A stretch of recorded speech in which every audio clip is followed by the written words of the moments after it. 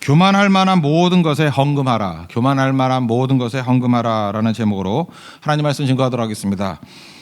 출애굽기 29장의 말씀이 그렇게 익숙하지는 않을 것입니다. 29장 내용이 뭐냐면 제사장을 위임하는 장면입니다.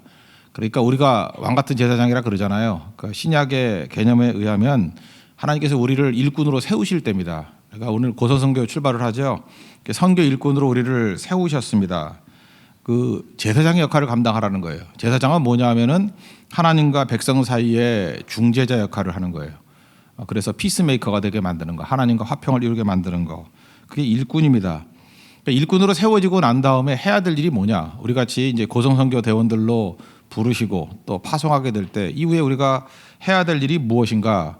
크게 보면 두 가지입니다. 이제 번제드리라라는 얘기가 나오고, 그건 100% 헌신을 얘기하는 거죠. 100% 다 태워서 드리는 거니까.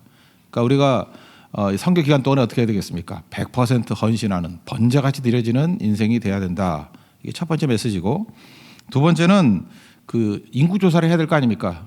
군대 숫자를 세야 될 거 아니에요. 20세 이상의 군대에 나갈 만한 사람. 이게 군대 숫자를 세는데 숫자를 센다는 거는 하나님께서 굉장히 조심스럽게 하는 거죠. 다윗도 인구조사 잘못해가지고 막 징계당하고 그러잖아요. 그 목적이 중요한 건데 과시가 돼서는 안 되는 거고, 필요에 의해서죠. 몇 명인지는 알아야 될 거 아니에요. 그 민수기도 있잖아요. 필요에 의해서. 근데 이게 너무너무 위험한 거예요. 이게 조금만 잘못 세다 보면은 하나님 의지하지 않냐고 숫자를 의지하게 될 가능성이 너무너무 크거든요. 그래서 하나님께서 안전장치를 마련해 놓은 거예요. 숫자 셀 때마다 헌금 드리라는 거예요. 이거 우리도 굉장히 중요한 메시지인 것 같아요. 여러분들 혹시나 이렇게 자랑할 만한 것이 있다, 뭐 뻐길 만한 것이 있다, 교만해질 만한 것이 있다, 그러면 100% 헌금하고 연결시키면 돼요. 그러면 이거 하나님이 주신 것이다, 하나님이 승리를 주신 것이다. 그리고 또 인간이 돈만큼 사랑하는 게 없잖아요. 그죠? 그래서 돈 내고 자랑하라고요. 돈 내고 교만하라. 이게 굉장히 안전장치예요. 그래서 겸손하게 만드시는 하나님의 뜻이라는 것입니다. 무슨 얘기입니까? 100% 하나님 의지하라. 아무리 잘 되고 기고만장의 상황이 온다 할지라도 하나님만 의지하라. 그러니까 100% 하나님 의지, 100% 헌신. 이게 일꾼으로 세워진 백성들이 해야 될 일이라는 것입니다. 조금 더 자세히 한번 보도록 하겠습니다. 첫 번째는 온전한 헌신을 하라. 100% 헌신하라. 번제 드리라는 거죠. 38절과 39절을 보면 알겠지만 매일매일 번제를 드리는데 아침에 한 번, 저녁에 한 번. 이게 매일 번제라 그러죠. 매일 번제. 번제는 뭐 말 그대로죠. 100% 태워서 드리는 거예요. 그래서 100% 태우기 때문에 아무것도 남는 게 없습니다. 그래서 하나님께서 받으실 만한 향기다 이렇게 표현합니다. 향밖에 없어요. 다 태우니까. 그러니까 죄밖에 남는 게 없다라는 것입니다. 이게 바로 뭐예요? 내 인생 전체가 다 주님의 것입니다. 그래서 어정쩡하게 살지 말고 번제같이 살라는 거예요. 다 드리는 거. 아브라함의 아들 이삭을 번제로 드렸잖아요. 이게 뭐예요? 다 하나님의 것입니다. 그 정신하고 똑같다라는 것입니다. 이게 두 가지 마음 품지 말고 그냥 주님께 다 드릴 수 있는 믿음의 종 되기를 바랍니다. 로마서 12장 1절 너희 몸을 하나님이 기뻐하시는 거룩한 산제사로 드리라. 이게 번제로 드리라는 거거든요. 이게 너희의 드릴 영적 예배니라. 이 세대를 본받지 말고, 이 세대의 특징이 뭐예요? 자기가 주인이고 돈이 주인이고 자기가 좋아하는 게 주인인 세상이잖아요. 그러니까 이 세상을 본받지 말고 마음을 새롭게 해서 변화를 받으라는 거예요. 그게 바로 뭡니까? 주님 앞에 번제되는 인생 살라는 거예요. 100% 헌신하는 인생을 살라. 그래서 세상은요, 헌신하는 사람을 이상하게 여겨요. 그리고 헌신한다 그러면 막으려는 장치를 잠깐 마련해 놓는다고. 그때마다 우리가 해야 될 일이 뭐죠? 100% 헌신. 내가 번제되기를 원합니다. 그럴 때 오히려 강력해지고 그것이 살아나는 길이 된다는 것입니다. 새 교회 왜 오셨습니까? 우리 교회는 뭐 선교 위에서 뛰는 교회인 거 다 아시죠? 그렇다 그러면 교회와 같이 가야죠. 헌신하지 않으면 정말 마음도 불편해지고 삶도 이게 엇박자가 되고 어려워질 거라고요. 하나님께서 교회에 주신 사명이 성도에게 주신 사명이라고요. 일치되기를 원하신다는 것입니다. 요한복음 2장에도 나오죠. 하나님 말씀에 100% 순종하면, 헌신하면 그때부터 길이 보이죠. 모든 걸 다 보고 가는 거 아니에요. 그래서 우리가 가는 거는 알고 가는 게 아니고 믿고 간다 그러죠. 믿고 가는 거다. 그래서 요한복음 2장에 나오는 가나의 혼인잔치 첫 번째 표적이 사인이라 그랬잖아요. 신호등이라고. 굉장히 많은 거를 품고 있다니까요. 그 중에 하나가 뭐냐 하면은 믿고 가면은 보인다라는 거예요. 그냥 물 갖다 부으라 갖다 부었습니다. 갖다 주라 갖다 줬습니다. 알고 했어요? 믿고 했어요. 그랬더니 물 떠온 하인들은 알더라 그러잖아요. 아무도 모르는 것들을 그들이 알게 되더라는 것입니다. 그러니까 그냥 하나님께서 우리에게 주셨던 말씀에 대해서 100% 헌신하고 순종하면은 그 순종할 당시에는 모르던 것들이 이제 눈이 열려서 보이기 시작한다는 거예요. 깨닫게 된다는 것입니다. 그래서 알고 가는 거 아니에요. 그냥 가다 보면은 항상 더 알게 돼 있습니다. 더 열리게 되어 있다는 거예요. 지금 선교기 때문에 한번 예를 든다 그러면 선교하기 제일 힘든 데가 어디입니까? 우리가 가봐도 알겠지만 이슬람권이 제일 힘들죠. 거기는 선교도 못하게 하고 막 잡아가고 핍박하고 막 죽이고 그 얼마나 힘듭니까? 그래서 많은 사람들이 이슬람권 선교가 뭐 불가능하다 뭐 이렇게 얘기를 해요. 이제 그럼에도 불구하고 자꾸만 헌신하고 부딪히고 하다 보면 보여요. 바깥에서 안 된다 그런 사람한테 하나도 안 보이는데 가까이 가보면은 보이잖아요. 우리도 가니까 안 보입니까? 보이잖아요. 이렇게 쭉 길들이 보여요.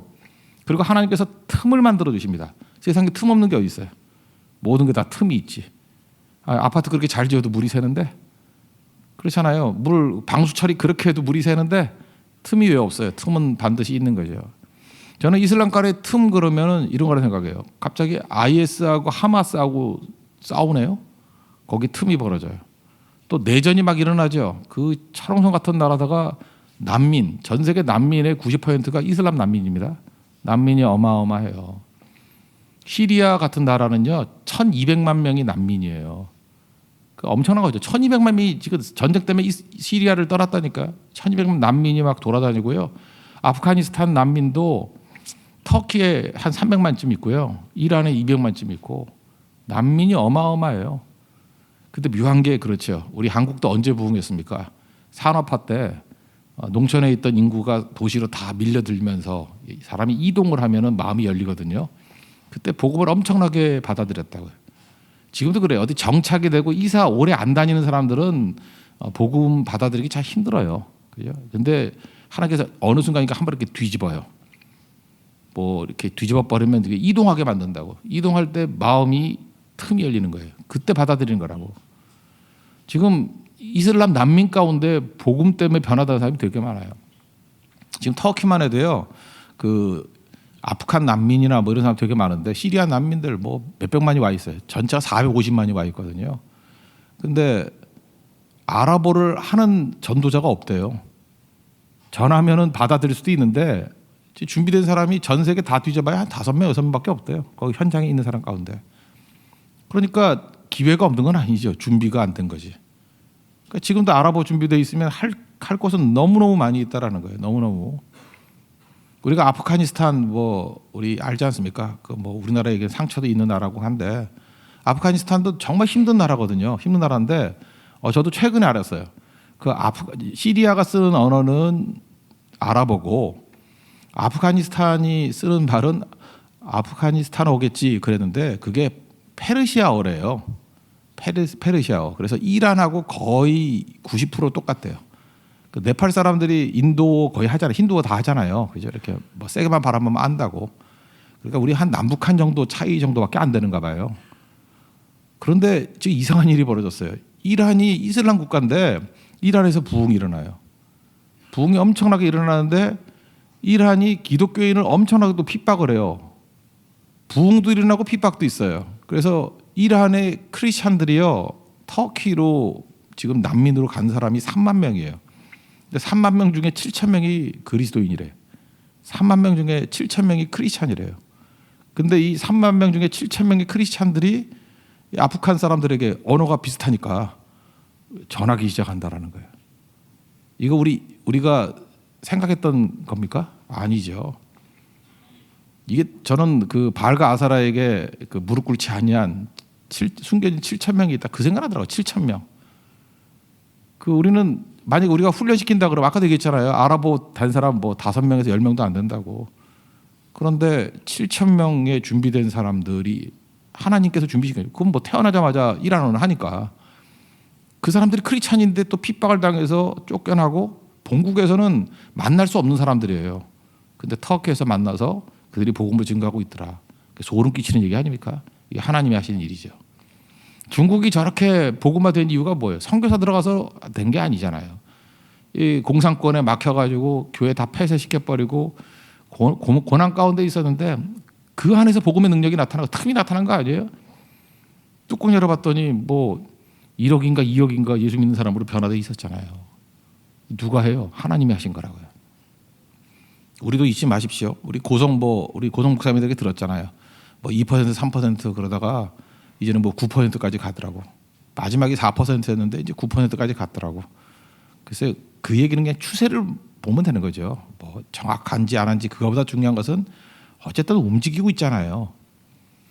하나님께서 틈 보여주시면 어떤 일이 벌어질지 모른다고요. 그런데 그 틈이 누구에게 보여요? 누구에게 기회가 와요? 100% 헌신하는 사람에게 온다니까요. 이번 선교도 100% 헌신하는 종이 되길 바랍니다. 그러면 여러분 앞에 틈이 보일 거예요. 그리고 그 틈 사이에서 다이나마이트가 터지면요. 전체가 박살이 나는 거예요. 겉에서 터질 때보다 틈에서 터질 때 10배에서 20배 정도 파괴력이 있다고 그러잖아요. 헌신자만이 틈을 보는 거예요. 여러분 헌신을 통해서 하나님의 놀랍게 쓰임받는 우리 하나님의 거룩한 백성 되기를 축원합니다. 그 다음에 두 번째는 100% 하나님만 의지하라는 건데 30장 넘어오면 분향단 드리라. 그거는 기도죠. 기도도 하나님 의지하는 거죠. 예, 그 아침 저녁으로 기도드리라. 뭐 그 맥락 속에 이제 붙어서 나오는 게 뭐냐면 수요를 세는 인구조사 내기가 12절에 나와요. 그 이스라엘 자손의 수요를 조사할 때에 그래놓고 생면의 속전을 머리수당 예수님도 뭐 인도세 낸 거 나오잖아요. 반세겔씩 내라. 숫자 셀 때마다 내라. 저는 이게 참 기가 막힌 그 제도라고 생각을 합니다. 그리고 그 돈 갖고 뭘 하느냐면 16절 보니까 회막 봉사에 쓰라. 그러니까 뭐 운영비로 쓰라 뭐 이런 거죠. 그러면 하나님께서 운영비 없어가지고 백성들 짜내는 거예요? 그렇게 생각하십니까? 이스라엘은요 이거 말고도 뭐 많이 있었어요 헌금이. 그러니까 그거 아니래도 회막 운영비, 회막 조그만 건데 그거 운영하는데 돈 얼마 들겠어요. 근데 그냥 굳이 그 돈을 쓸 데가 없으니까 이런 데 쓰라고 이렇게 목적을 주신 거일 뿐이지 목적은 뭐냐 하면은요 수 셀 때마다 헌금하라예요. 그게 목적이에요. 수를 세면 어떤 일이 벌어집니까? 교만해지죠. 숫자 셀 때 교만해지죠. 여러분들도 혹시 돈이 많다 그러면 통장에서 내 돈 얼마 있는지 이렇게 계산해 보면은 뿌듯하지 않아요? 와 이게 노후 보장됐네. 이거 뭐 충분하네. 교회도 그런 거 아니에요? 우리 교인 수가 날로 부흥하네. 뭐 우리나라에서 우리 교회가 뭐 몇 등 안에 드는 큰 교회네. 뭐 그런 의식들이 생길 수 있잖아요. 그래서 야 우리는 강력해. 헌금도 많고 수도 많고 그 망하려고 작정한 거죠. 수를 세는 목적이 자기를 과시하는 것이 돼서는 안 된다는 거죠. 근데 아무리 조심해도 그렇게 돼야 안 돼요 인간이. 되지요 그렇게. 되니까 아예 주님이 제도를 만들어 놓은 거예요. 수 세고 싶니? 세라. 세고 싶으면 셀 때마다 헌금해. 그러니까 우리식으로 하면 그 교만하질 만한 것에는 다 헌금을 매겨버리는 거예요. 그럼 교만할 수가 없죠. 이거 누가 주신 거예요? 헌금하면서 느끼는 게 뭐예요? 하나님이 주신 거예요. 누구 힘이에요? 내 힘이 아니라 하나님의 힘이라고. 이거 비슷한 게 요즘에 어른들 사이에 있잖아요. 나이 들면 자식들 자랑하고 싶은가 봐. 돈 내고 자랑하라 그런 얘기 들어봤죠. 자꾸만 손녀, 손자, 자식 자랑하면은 뭐 10,000원 내고 자랑해 그런다면서요. 근데 또 돈 내고 자랑하는 분들이 있대요. 그러니까 그게 참 제도가 좋은 거죠. 그죠? 내가 볼 때 그 의미가 있다고. 그러면 함부로 교만할 수 없잖아요. 막 엄청 자랑하면 10만 원 내. 딱 그러면 입 다물고 있겠죠. 그죠? 겸손해지거나 아니면 그죠? 그 내면서 그 감사를 느끼지 않겠어요? 내가 이렇게 내고도 할 수 있을 만큼의 그 감격 그게 크지 않겠습니까? 하나님께서 이렇게 우리를 만드셨다는 것입니다. 그래서 지금도 제일 세상에서 제일 꼴불견이 뭐냐 하면은 뭐 헌신도 없고 헌금도 없고 맨날 자랑질만 하고 다니는. 그때 그냥 한마디 하세요. 헌금 좀 해. 그러면 돼요. 그죠? 이렇게 자랑할 게 많은 거 있죠. 뭐 수 많이 있고 뭐 우리 아팠어 평소 들렸다. 헌금해. 그러면 돼요.